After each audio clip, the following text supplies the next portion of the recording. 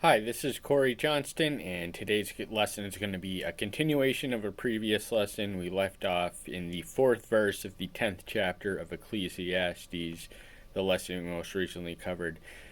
Spanned the range of 9:13 to 10:4, and in that we read wisdom and folly compared and contrasted antithetically in the form of a parable and also proverbs. But in the section we're going to cover today, verses 5 through 20, we read of the ironies of life. And wisdom and folly are both mentioned, folly twice, wisdom once, but they are done so separately. So the concentration is this. And now a parable is a story with that uses a highly plausible hypothetical based on relatable experience, and it's fiction, but there is truth imparted in the fiction. They are designed to impart a didactic or moral truth. So look for the moral of the story, because if not, that's what we're told to do for every work of literature. But if there is no moral to a parable, moral to the story of the parable, then it is not a parable. It is definitely something else. And Solomon remarks of a story, remember parables are story, of a remarkable yet tragic species of wisdom. The manifestation of us took place in a small city, sparsely inhabited, and it had this great king with this tremendous siege equipment and every numerical advantage aligned against it. Yet, and there was found in it a poor wise man, and by his wisdom he delivered the city. Yet no one remembered that poor man. An obscure, ordinary city of humble means, and just someone no one would give the time today to, someone that the rich didn't notice. Nevertheless, he is the hero of the city, but he is ultimately a tragic hero, because for all his efforts, for all the salvation that he brought to the city to which he belonged, no one in the city remembered him, and it was because he was poor. So Solomon is the wisest man who ever lived. He's also the wealthiest man who ever lived. And the wisdom that he speaks of here is a pragmatic, strategic, practical wisdom. Wisdom is mightier than weapons of war, as he eventually goes to say. So this is not the academic or esoteric wisdom that Solomon was perhaps more prolific in, but he also knew that wisdom is not the exclusive monopoly of the rich or the mighty or the powerful. Wisdom exists in some of the unlikeliest of corners, though you never know it, because these are the people you overlook.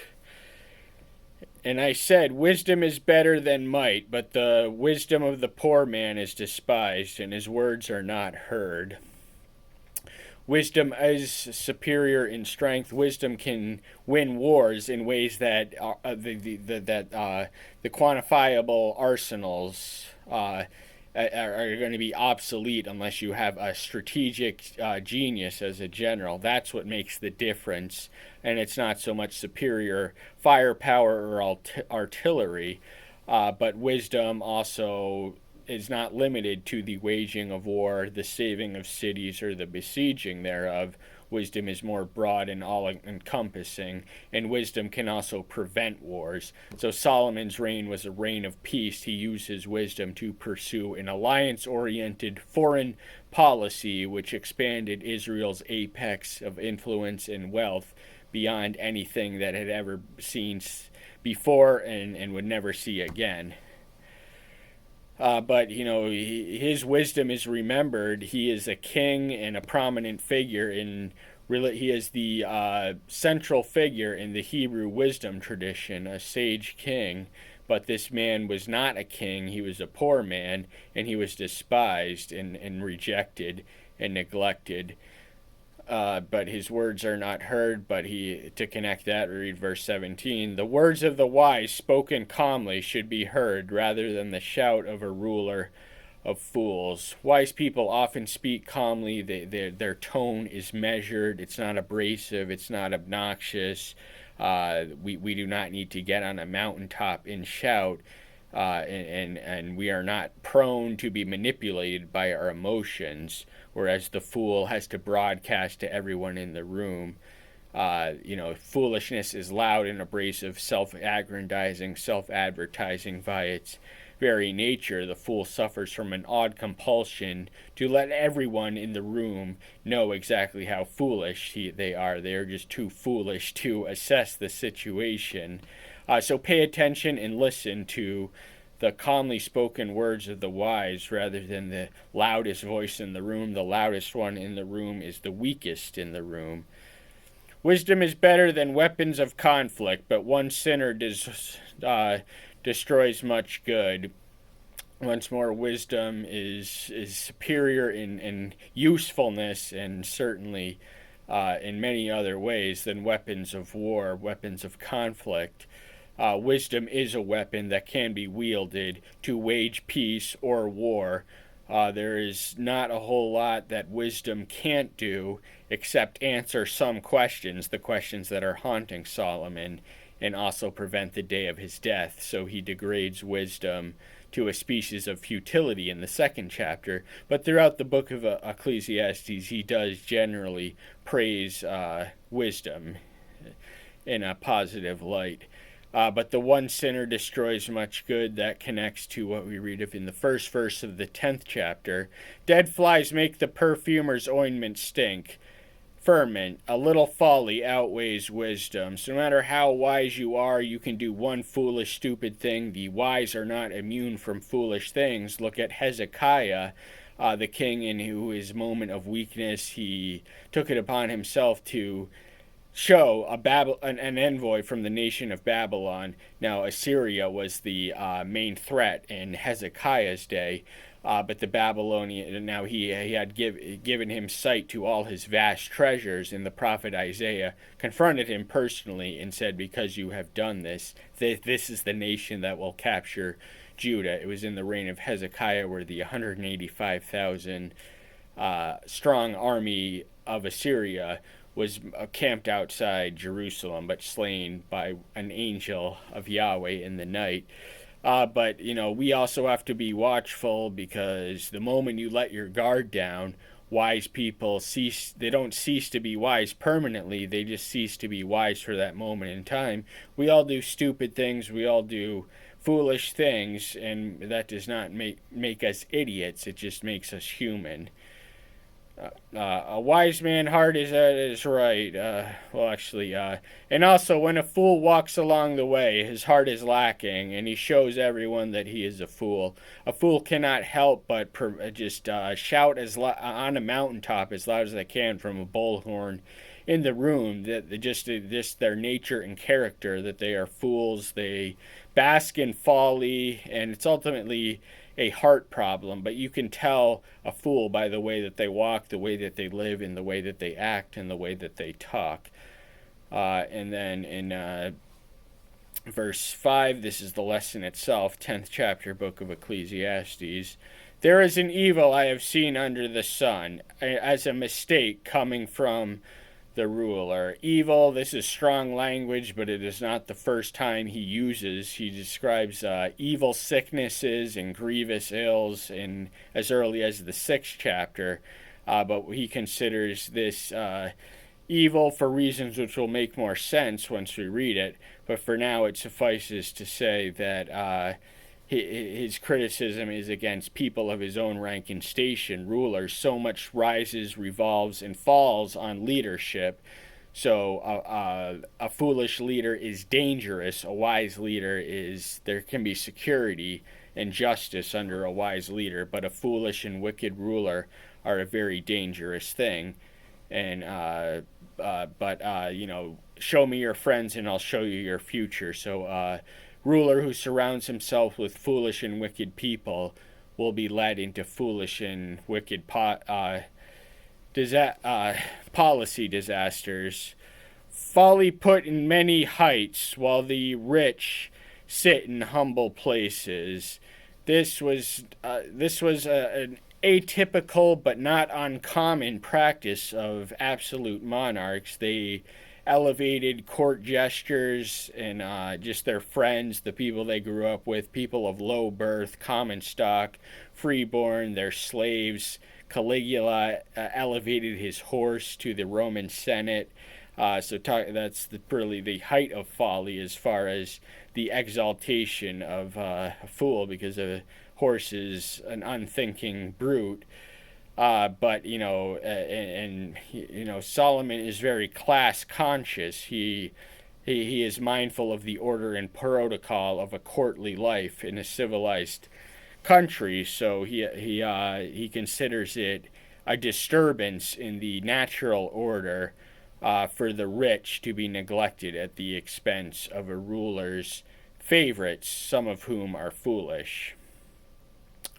And his own son Rehoboam made the fatal error which led him to the catastrophic error of judgment by listening to the young people he had grown up with at court, who gave him the foolish advice while neglecting the men who had advised his father, who advised him to be a servant to these people, the protest of the tribes of Israel. And his foolish friends advised him that he would intensify the oppressive workload on these people. He said, my father, my little finger is thicker than my father's waist. He stung you with whips, I will sting you with scorpions. And that ultimately splintered the permanent division of the united monarchy of Israel. Henceforth, there were two covenant nations, but one covenant people. I have seen servants on horses and rulers walking on the ground like servants. Horses were a symbol of royalty and wealth, and servants, they may have, groomed the horses, but to be seen riding in public, that would have been a disturbance and an inversion of the social order. He says much the same thing in Proverbs 19:10. But it is just as much as honor is not befitting for a fool, as he says in one proverb, so too does he say a servant on horseback. And it is equally an inversion for a ruler to be walking on feet and not traveling on horse in public, because that is something that servants do. So it is essential to Solomon's order that servants behave, act like servants, and kings do the same. Everyone respect their rightful place in the socioeconomic order. He who digs a pit falls into it, and whoever breaks through a wall is bitten by a snake. Remember, this is the theme of the range we're going to cover is the ironies of life. So the outstanding irony is that he who lays a snare is ensnared by his own snare, or more literally, digs a pit. They're the ones who are going to fall into it. A pit is something designed to trap your enemies, but he who lives by the sword dies by the sword. And we read of throughout the book of Psalms 2, the reaping what you sow karmic boomerang of the wicked being falling into the own pits that they designed and devised to entrap their enemies, but because of their wickedness and foolishness, they fall into it. To a snake break through a wall, that's no easy feat. You have to have battering ram siege equipment. But even to make it through that, to be on the path of prevailing in a military conflict, you will be bitten by a snake, and it will all come to naught. So that is another species and an example of irony. Unanticipated, unexpected, but ironic completely nevertheless. He who quarries a stone is hurt by them, and he who splits wood is endangered by it. There are risks or consequences to many types of labor and vocation. Quarrying stone, stone can crush and kill one who is not adept with the tools or just how to quarry the stone so that it doesn't fall on top of you. If an amateur does that, they will be hurt. This isn't a universal thing. Not everyone who quarries stone gets hurt by them, but it would be an irony for a professional one, or one who's in the practice, to be quarrying stones, to be crushed by the a larger stone, the rock from which the stones they are quarrying from, to be crushed by that or hurt by it, more literally. And splitting wood, an axe. Axe is a tool, and this will make more sense as we read the next verse. But so of course, the possibility for splitting wood with an axe and being endangered by it. I remember my grandfather was a carpenter. He was retired, and he only lived the first 7 years of my life. But he had a tool shed and a tool basement, and he was a man of very few words. And I think the only time I remember him speaking was whenever I would come up to him with a tool that I could use for his approval. He would say, But then I came up with the axe one day. I was 6 years old, and he said, no, no, no. An axe in the hand of a 6-year-old is clearly dangerous, but, in a sober, functioning adult, one who knows how to use it, it is a tool, not a weapon, a self-destructive one at that. But the axe is going to bleed into the 10th verse. If an iron tool is blunt and one does not sharpen the edge, then he needs more strength, and wisdom is advantageous to make right. So if the iron is blunt, then it is useless. The iron of an axe cannot cut, it cannot chop, it cannot, it can make a dent and it can hurt someone. But as for chopping wood, it is effectively nullified by its very bluntness. Bluntness is the opposite of sharp, so you need a sharp blade, and this also, the sharpening, that word reminds us of Proverbs 27:17, as iron sharpens an iron, so does a man sharpen the countenance of his friend. Wisdom is applicable to multifaceted situations, and this is one of them, to amend a dull blade into something that is useful and effective. It does require a certain practical wisdom to make right. So we can read the final words. Wisdom is advantageous to make right, whether in the context of what he's talking about at the beginning of the verse or just as a general term. Wisdom does make a lot of things right. If the snake bites without enchanting, then the master of the tongue is no better. Snake bite is even more riskier than quarrying stone. Snake handling, rather.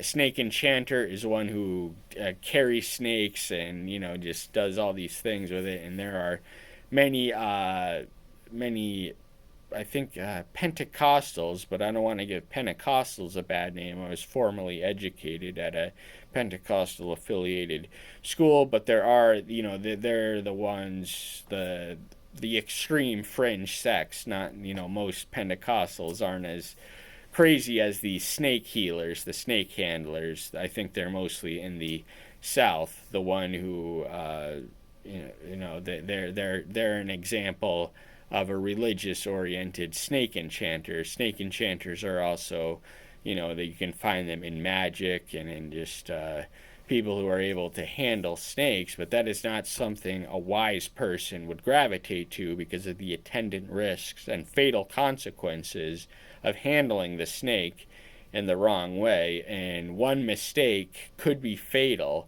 So that's something you have to have the aptitude for before you even begin to handle the teeth, and the wise would do well to leave that to the professionals.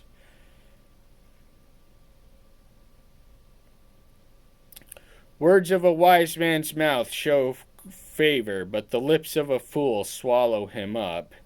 So I misspoke. This is actually an antithetical contrast of wisdom and fool. There was a lot more densely concentrated in the section we reviewed. But words are also a dominant theme of wisdom literature because words are a reflection and a manifestation and an expression of wisdom. And the words of the wise, they mean something. They have substance, they have coherence, they have insight, they have uplifting, enlightening qualities. But the lips of a fool is self-destructive because they just have nothing to say. And a wise man talks because they have something to say. A fool talks because they have to say something. But the more a fool talks, because fools are more prone and inclined to be motor mouths than wise people. We read earlier that the calm words of the wise are superior to the shouts of the ruler of fools. We read that in the 17th verse of the 9th chapter in our review. So words actually, that comes into play in the next verse. The beginning of the words of his mouth is foolishness, and the end of his talk is wicked madness. This is the same sentence, so he's speaking of the fool. So he goes into greater depth. So taking 12 and 13 together as a taste, we have a briefer description of the positive qualities of the words of the wise, whereas that of the fool is, they're self-destructive and they are foolish to begin with. I believe the foolish assumptions in some translations, and the end of his talk is wicked madness. So from foolish assumptions and foolish foundations, that leads to talk that is madness. Madness is foolishness, but it is also a deranged foolishness. So it is foolishness on a whole another level. And there are many words in the Hebrew original which translates as fool. We don't have the list or even the time to get into it. And a fool increases words. A man knows not what shall come to be, and who declares to him what shall be after him. So fools, they are motor mouths, and in much talk there is sin. We read in one of the Proverbs, so the more you say, the more bound you are to say something stupid. And if you have the odd compulsion, the irresistible urge to talk all the time, that probably means that you are foolish or stupid. So the odds of saying something stupid are astronomically higher. That is why the wise are sparing and prudent with their words, whereas the fool, they just can't help it. They're too foolish to know the evils and the consequences of speaking too much. And the outcome is predictable. Now, much of the things that Solomon bemoans are the unpredictable, uncertain mysteries throughout the book of Ecclesiastes. But here he says the outcome of a fool is entirely predictable. Is the path of the foolishness is the path and the road to self-destruction.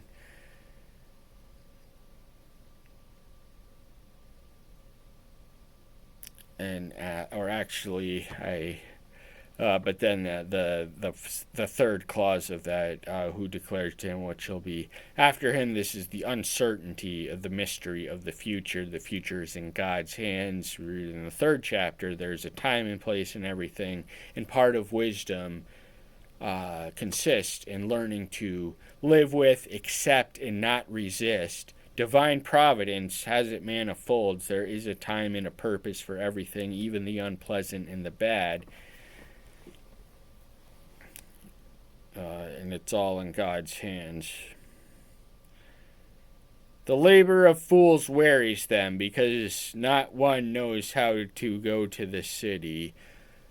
Fools and idlers are spoken of disparagingly by Solomon, especially in the book of Proverbs, but here the connection is that idleness is a species of foolishness. It is foolish to wallow in luxury when you are poor, to take the day off of work because you'd rather lay in bed than earn a living and earn a keep and do something to improve your life. Work is worth it, especially when the life, sleeping in all day is just an inferior quality of life than having a reason and a purpose to, and a contribution to make to the economy and society.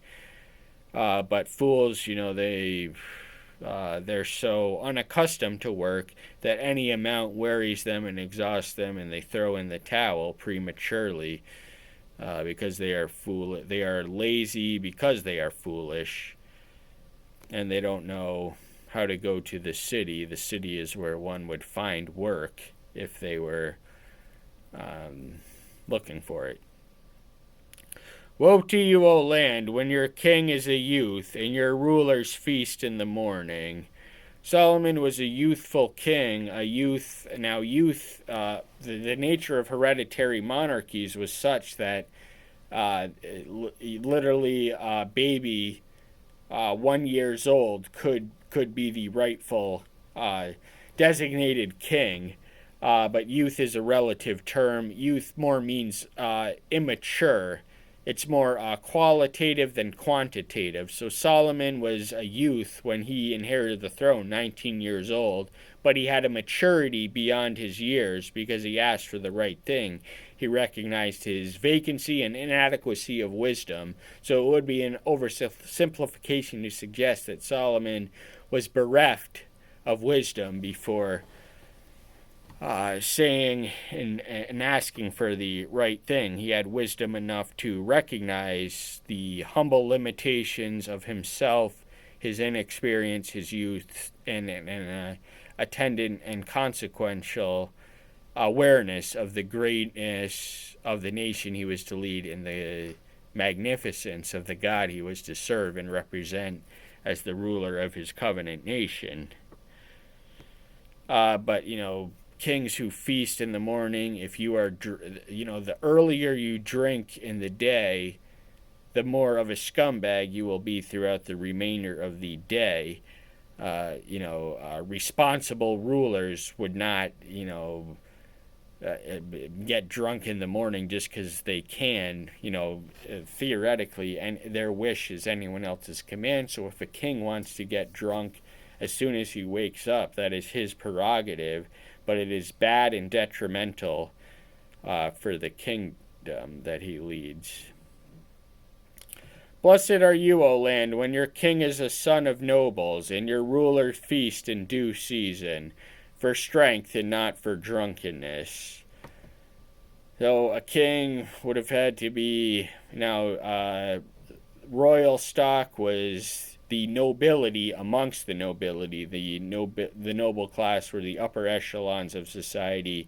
They were descended from the original king's warriors, and they inherited lands and tracts. They were the aristocrats. So a king is noble, and kings often married into noble families. So kings would have had both royal blood and the other kind. And ones who strengthen their kingdom rather than indulge in drunkenness. Drunkenness leads nowhere good. It is irresponsible for a king with such responsibilities to be drunk all the time. Because of laziness, the framework tumbles, and through idleness of hands, the house leaks. Solomon speaks disparagingly of lazy, idler people, their dereliction of duty, their neglect of their basic provisions and necessities just makes them, their shelter is not a shelter because the roof is not a roof. The rain can seep through and the house leaks because they were too lazy and too foolish and too selfish to put in the work. A fool work wearies the fool. We read in the 15th verse. A feast is made for laughter, and wine gladdens life, and the silver answers all. Some of these seem uncharacteristic of the Bible, but this is the truth. A feast, the purpose and point of a feast is to rejoice in laughter. Wine gladdens the heart, and so he speaks of these in the second chapter. He ultimately bemoans the futility of them in the transient, impermanent nature of the satisfaction they deliver. Wine, as soon as the intoxicating effect comes in, then the hangover sets over. But money answers all. Solomon had about as healthy perspective towards money as anyone who had as much as he did.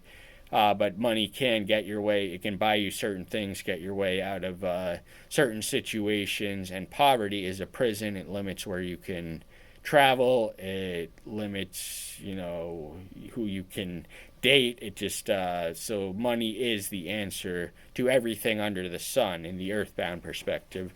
We're just going to read the 20th verse. We don't have time to comment. We hope this doesn't run too over. Do not curse the king even in your thought. Do not curse the rich even in your bedroom. For a bird in the heavens conveys the voice, and a bird in flight makes the matter known. That's all the time we have for today. Thank you so much. I'm so glad you're here. Stay tuned until next time. I'll see you then. Bye-bye.